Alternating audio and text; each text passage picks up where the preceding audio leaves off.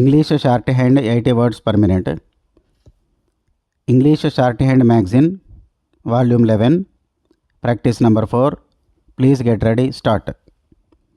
China's visiting premier Li Keqiang, since taking over office in March this year, had stated that India would be his first stop overseas on a trip that would also take him to Pakistan, Germany and Switzerland. The priority Lee placed on the India visit surprised many, as also with President Xi Jinping's maiden visit to Moscow 2 months ago. This indicates that the new Xi Lee leadership that took over from Hu Jintao Wen Jiabao at the 18th Communist Party Congress in November last year had worked conscientiously according to a script in pursuing its international strategy. First, the new leadership in China, unlike the Hu-Wen proposals on developing relations with major powers, neighboring and developing countries, candidly suggested that commensurate with its international standing, China henceforth would seek its place under the sun.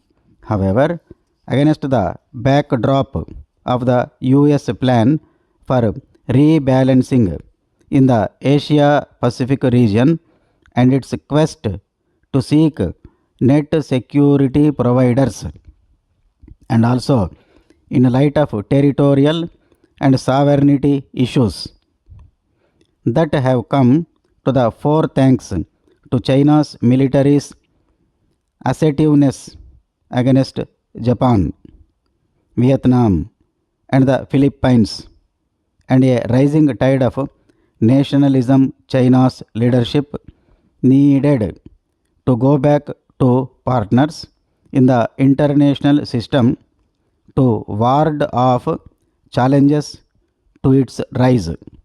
Moscow and New Delhi in the immediate vicinity of China offered such prospects, according to the joint statement of the Indian and Chinese Prime Ministers. Both countries view each other as partners for mutual benefit and not as rivals or competitors. Beijing is thus assiduously trying to reshape the international and regional order in its favor, and for this its leaders need to fan out in different directions and expand strategic consensus with like-minded states. Premier Lee, in his press statement on Monday, alluded to this. It is significant that the joint statement emphasized the 5 principles of peaceful coexistence, the 60th anniversary of which will be celebrated in 2014. The joint statement also referred to India and China as the largest developing countries, promoting multipolar world economic globalization, cultural diversify and information revolution, and to their coordinating in the Doha rounds and on climate change proposals. These measures provide breathing space to the new leadership till a well-off society is established by 2020. Secondly, against the backdrop of the global financial crisis, the intensifying Eurozone crisis restricting China's exports to the developed world due to decreasing consumption. Lee is tasked with exploring additional markets.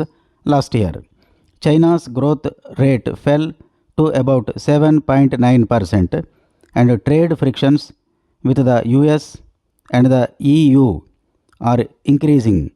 Relations with Japan are also a problematic for Beijing given the Senkaku Islands issue and demonstrations against Japanese companies in China. India and other rising countries provide consumers for its goods and services as well as productive investment destinations.